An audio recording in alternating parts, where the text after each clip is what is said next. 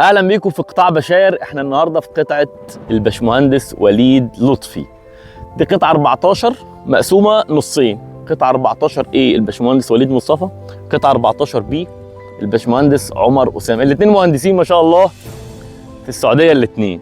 طبعا القطعه ديت بتحدها من 3 طرق من اتجاهات. في ظهرها قطعه 15 اللي هي على نصيتها البير من الناحيه الثانيه. باشمهندس لطفي من اللي بتثق فينا بثقه ربنا فينا سبحانه وتعالى. مزرعتك 2.5 فدان، هات تفاصيلها ابراهيم بعد اذنك. فيها 150 نخله، 2.5 فدان نخل مجدول، 150 نخله ما شاء الله، حاجه محترمه جدا جدا. بنيه تحتيه على ما يرام، النخل كله سيمتريه واحده، زارعين فسايل محترمه بالكتير قوي 3 سنين ان شاء الله هنبقى قاعدين تحت النخله انا وانت يا باشمهندس وليد، وبنحصد التمر ان شاء الله المجدول، وبنحصد التمر في شهر 10 وبنحصد الفسايل في شهر 3 و4 ان شاء الله. دي طبعا منظر عام للقطعه. قرب يا ابراهيم وزوم على القطعه كلها، ولو في نخله كده ولا كده ما تجيبهاش عشان الباشمهندس وليد ما يسمعناش.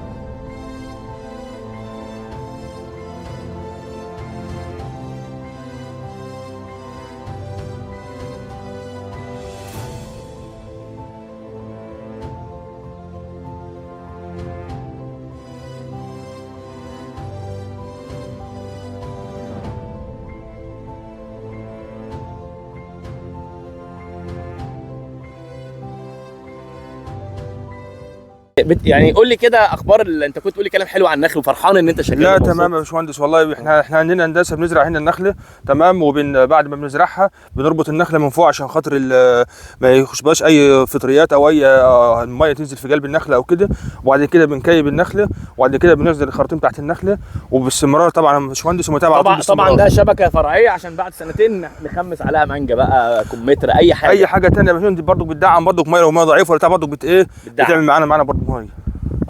انتوا انا هنا بصور بقى لي ساعتين، لقيت الناس عماله تهل بقى، العمال والمهندسين بيهلوا. تمام يا باشمهندس. انت مبسوط؟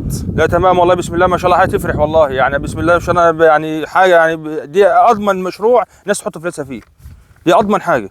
النخله ما بتخسرش، النخله بتبيع منها فسايل، بيبيع منها بلح، الجريب بيستفاد منه، وبيتعامل برضه في مصانع للزيوت، في مصانع للعجوه، والكلام ده كله، كل حاجه النخله بتستفاد منها.